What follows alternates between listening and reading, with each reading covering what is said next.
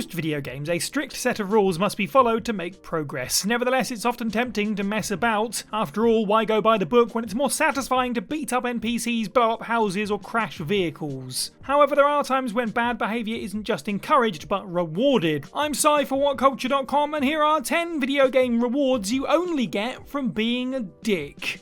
Number 10. Let the hate flow through you. Star Wars: Knights of the Old Republic. Throughout George Lucas's galactic saga, the Jedi are regularly tempted to turn to the dark side. Of course, any true hero would never do such a thing, looking at you, Anakin. But after playing Knights of the Old Republic, it's easy to see why the purist Force wielders strongly consider joining the Sith. After all, most of KOTOR is a cakewalk if the lead character takes a less honourable approach in their endeavours. By stealing money, your team can purchase awesome weapons and equipment much sooner than if you were acting like a goody two-shoes. Rather than taking part in elaborate fetch quests to obtain an artifact, you can take it by force, saving a ton of time and trouble. Take Bendak for instance. Dueling with this Mandalorian will earn a few dark side points, but the protagonist also earns tons of credits and the strongest blaster in the game. Also, Bendak is a scruffy little nerf herder, so watching him die might be worth it even if there were no other rewards. But that's just the tip of the iceberg. Only by embracing the dark side will you attain coveted abilities including Drain Life, Force Choke and Force Lightning. Although this decision will permanently lock you out of certain light side abilities, you'll be far mightier in the long run. It's nice to fight on the side of angels, but there's no doubt choosing evil makes the playthrough easier and more entertaining. Number 9. Being a jerk lets you fight the true boss, Katana Zero. Katana Zero follows an assassin called the Dragon, who utilises a time-altering drug to assist him with his missions. Every time a level is complete, Dragon visits the psychiatrist, who asks him a series of multiple-choice questions. Though ASCIIsoft's hack-and-slash platformer received plenty of praise, it was criticised for its abrupt ending. The story's conclusion is so anticlimactic it feels like there's a whole section missing. And if you play it all but one certain way, it turns out that there is. The only way to unlock the real ending is to piss off the psychiatrist. Every time the shrink speaks to Dragon, the wannabe samurai should dismiss his questions, avoid small talk and yell expletives. When the doctor calls, Dragon should hang up on him repeatedly. If Dragon shows the psychiatrist any kindness, no matter how minor, the road to the true ending gets cut off. By being a jackass to the guy from beginning to end, the psychiatrist will inject himself with a special drug in the climax, kicking off an epic 4-part battle which culminates in him mutating into a screen-filling monster. Being rude throughout the playthrough doesn't just offer an epic finale, but reveals more about the overarching narrative, which is barely explored if the main campaign is played normally. Number 8. Embracing evil unlocks the best powers. Spider-Man Web of Shadows.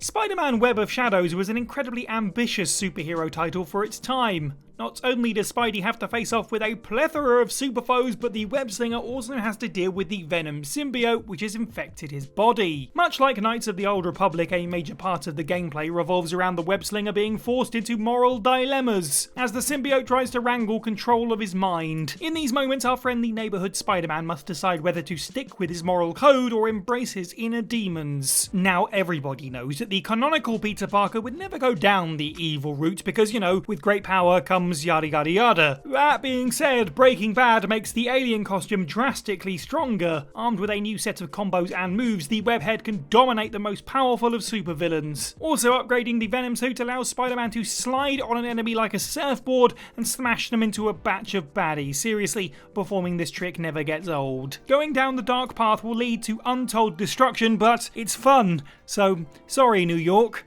Number 7. Become invincible by killing innocents. Oddworld Abe's Exodus.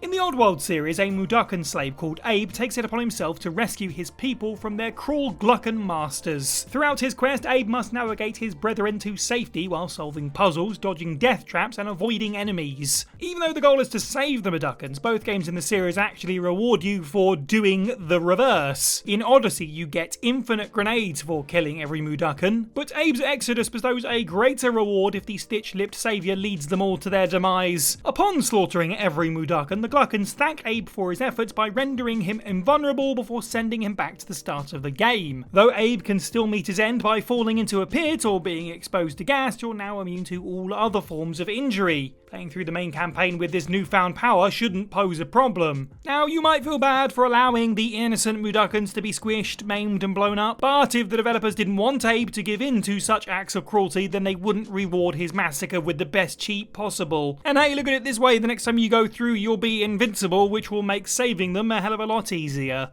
Number 6, refusing to save someone unlocks a powerful fighter, Chrono Cross.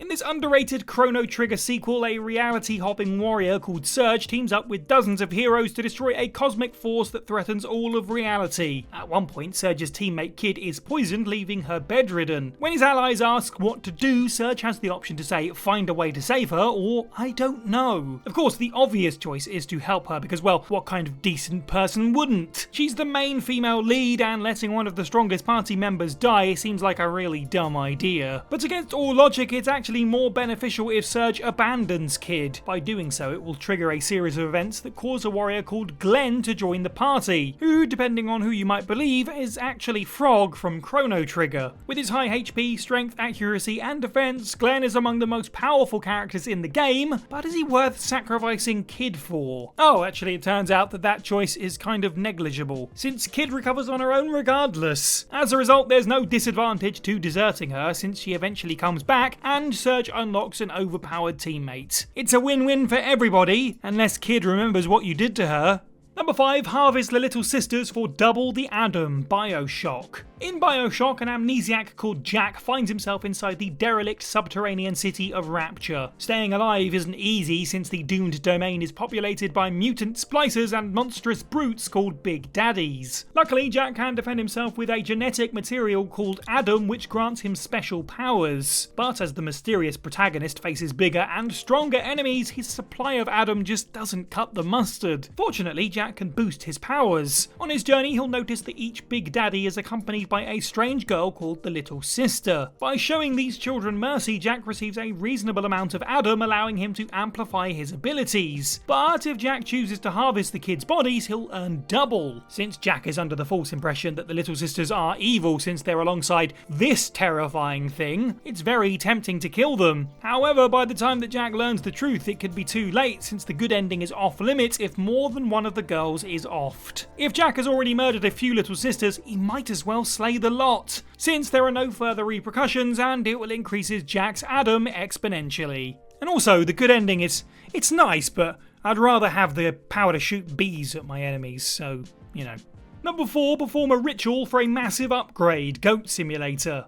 Goat Simulator might be an odd choice for this list, since the whole premise of Coffee Stain Studios' hilarious action game is to be a world-class a-hole. After all, the gameplay involves headbutting passerbys, causing car crashes and blowing up gas stations. My pro tip is all of these things are way more fun if you have a jetpack. God, I love this game. But to unlock the best reward, our little horned friend has to go the extra mile. Transform into the Devil Goat, the cantankerous farm animal needs to drag 5 participants towards the hellish pentagram that can be found near the Red Barn. Even though it's enjoyable to wreak havoc on a biblical scale, watching these poor victims merge together into an ungodly blob for the sake of the ritual is pretty messed up. But hey, it's totally worth it. After the quintet fuse together, the malevolent mammal will take on a more demonic form. And this reward isn't just cosmetic. In his new body, the Devil Goat can move at super speed and summon black holes. Although the maniacal critter has no problem causing anarchy on his own, he's 10 times more dangerous after unlocking this power. Number 3, 625 fatalities, Mortal Kombat 11. In Mortal Kombat 11's crypt, tasks and puzzles must be completed to open new areas and treasure chests. In the beginning of this mode, our anonymous adventurer should notice a sealed door at the entrance that leads to Shang Tsung's throne room, which contains the most coveted collectibles. To enter the Dark Sorcerer's inner sanctum, a certain amount of finishers must be executed. At first, this request sounds reasonable. The MK franchise was founded on blood, so it makes sense to pulverize skulls and gouge out eyeballs to unlock the real juicy stuff. However, completing this this task isn't easy. To unseal this area, 25 fatalities must be performed on 10 combatants in the Towers of Time or Classic Tower mode. Since the opponents are randomised, racking up 25 fatalities on specific challengers is tough. But once the deed is done, Shang Tsung's quarters open, allowing the protagonist access to a myriad of treasure chests. However, some treasure chests remain shut unless our hero puts out a light on the first floor, and this light is hidden behind a barricade, which can only be accessed by performing 25 fatalities on 15 combatants. But it's still not over after that. The throne room contains another locked door that only opens after performing 25 fatalities on 25 combatants. Although fulfilling this criteria reaps great rewards, it's hard not to feel like a monster doing it. After all, seeking out your opponents and pulling off all 625 brutal finishes just to collect a new hat or a pair of sunglasses is a little weird.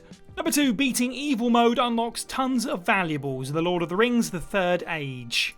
Based on Peter Jackson's adaptation of The Lord of the Rings, The Third Age centres around lesser-known heroes who have been tasked with helping the Fellowship destroy the One Ring. Though licensed titles and movie tie-ins are pretty hit-and-miss, EA's role player has plenty to offer. Not only can gamers and Tolkien lovers explore Middle-earth to their heart's content, there's an option called Evil Mode that allows the villains to take centre stage. Imagine decimating the Kingdom of Gondor as the Witch King of Angmar, rampaging into Rohan soldiers as an Oliphant, or challenging Gandalf as a freaking Balrog. Although fighting as a heroic elf is enjoyable, it pales compared to playing as one of Sauron's unstoppable minions. And what makes Evil Mode more enjoyable is the fact that it makes the main campaign significantly easier. Slaying countless innocents as a Nazgul or a Troll unlocks an ample amount of enhancements which can't be unlocked any other way. After completing every mission in Evil Mode, our band of heroes will have more than enough weapons, armour and elf stones to breeze through every mission in the story. So in a weird roundabout way, it's better to be evil, makes your life being good easier. I don't know, just do it.